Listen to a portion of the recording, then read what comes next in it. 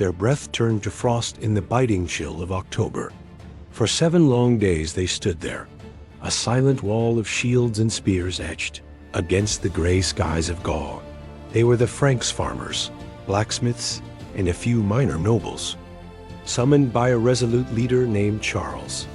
They had no cavalry to match, no gleaming suits of armor.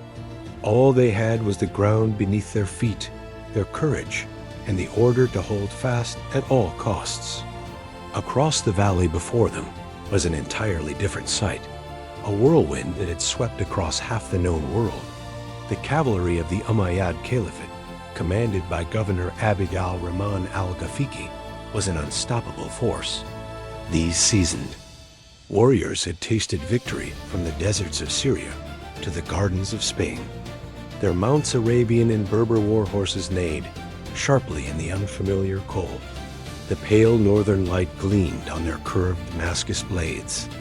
Their immediate target, the legendary treasure of the Abbey of St. Martin at Tours. Their greater ambition, a wealthy, weakened Europe ripe for conquest. It was a clash between an elephant and a cobra, between a rock and a tidal wave, one side static and steadfast, the other swift and tempestuous. History records that on the decisive day, the rock did not wear away. The Frankish shield wall, under the brilliant command of Charles, the man who would go down in history as Martel, the hammer held firm against wave after wave of furious charges. But what if that wall had collapsed? What if a gap had opened, a line had broken? What if the legendary hammer had shattered? Just a small defeat, a moment's hesitation, and the current of history might have flowed into an entirely different ocean. Let us travel into that timeline where Europe's fate was decided not by a victory, but by a defeat. The Islamic storm in a fractured continent. To grasp the significance of the Battle of Tours, we must first look at the world's context at that time. Barely a century after the passing of the Prophet Muhammad, the Islamic world had undergone a spectacular expansion. From the Arabian deserts, the armies of the Caliphate had conquered the Persian Empire, seized the wealthy Byzantine provinces of Syria and Egypt, and swept across North Africa. In 711, they crossed the Strait of Gibraltar and swiftly defeated the Visigothic kingdom in Spain. This territory, renamed Al-Andalus, became a prosperous province of the Umayyad Caliphate.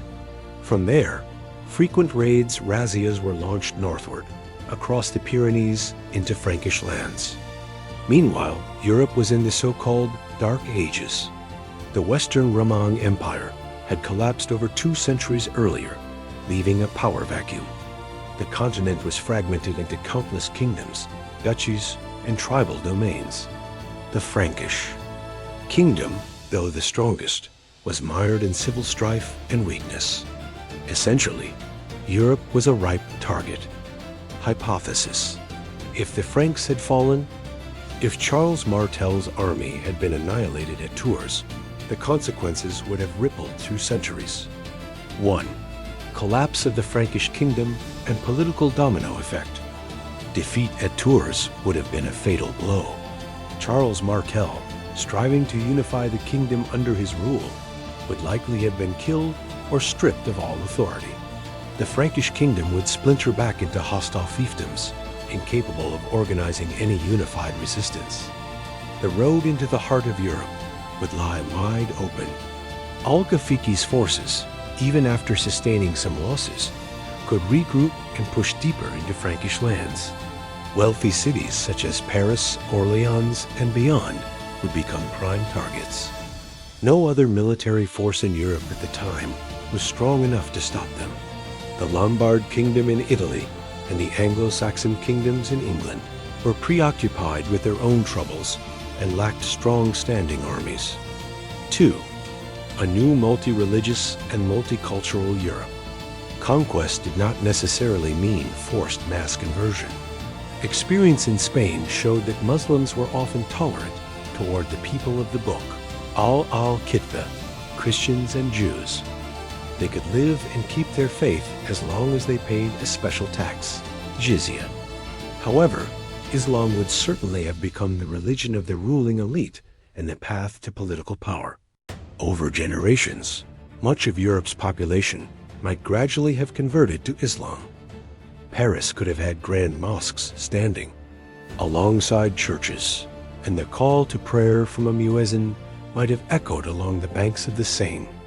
The Pope's authority in Rome would have been severely diminished or entirely extinguished. 3. An earlier and different Renaissance.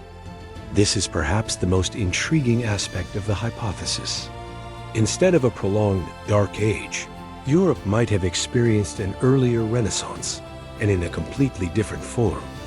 At that time, the Islamic world was entering its Golden Age. Scholars in Damascus, Baghdad, and Cordoba were making groundbreaking advances in mathematics, astronomy, medicine, and philosophy. Mathematics. Words like algebra and algorithm come from Arabic. The Hindu-Arabic numeral system, including the concept of zero, would have been introduced to Europe much earlier, sparking a revolution in commerce and science. Science. The Arabs preserved and translated the works of Greek philosophers, such as Aristotle and Plato, texts that had been largely forgotten in the West. Europe would have gained direct access to this treasure trove of knowledge. Centuries earlier, language. The Romance languages, such as French, Italian, and Spanish, would have been deeply influenced by Arabic, much as Spanish today contains thousands of loanwords. In other words, Europe's enlightenment might not have come from rediscovering the Greco-Roman heritage via Italy in the 15th century, but from a direct fusion with the vibrant Islamic civilization of the 8th century. Counter-arguments and modern perspectives. Of course, history is not that simple. Many modern historians argue that portraying the Battle of Tours as the battle that decided everything is an exaggeration by later chroniclers, particularly Edward Gibbon in the 18th century. They argue that al-Ghafiqi's goal was likely just a large-scale raid to seize the treasure at the Abbey of St. Martin in Tours, rather than a full-scale conquest. Furthermore, the Umayyad Caliphate was dealing with internal problems and would have found it difficult to maintain such a long supply line. Nevertheless, the psychological and political significance of the battle cannot be denied.